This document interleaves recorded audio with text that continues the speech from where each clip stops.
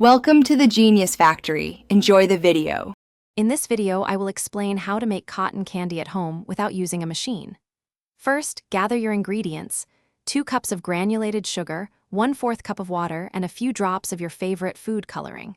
You'll also need a heavy-bottomed saucepan, a candy thermometer, and a whisk.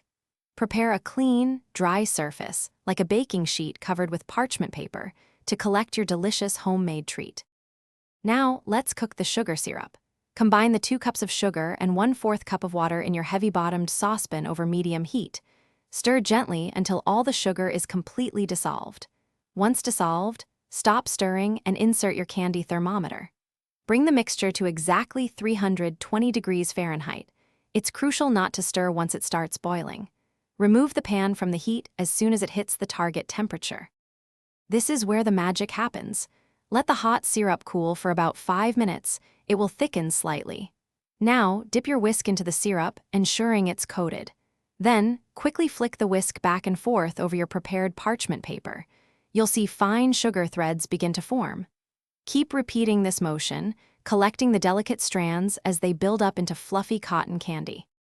Once you have a good amount of cotton candy, gently gather it onto a paper cone or a stick. It's best to serve and enjoy your homemade cotton candy immediately for the freshest taste and texture. This sweet treat is perfect for parties or just a fun afternoon snack. Also, for other great kitchen essentials and deals, including fantastic leak-proof containers to make your meal prep a breeze, be sure to check out the description below this video.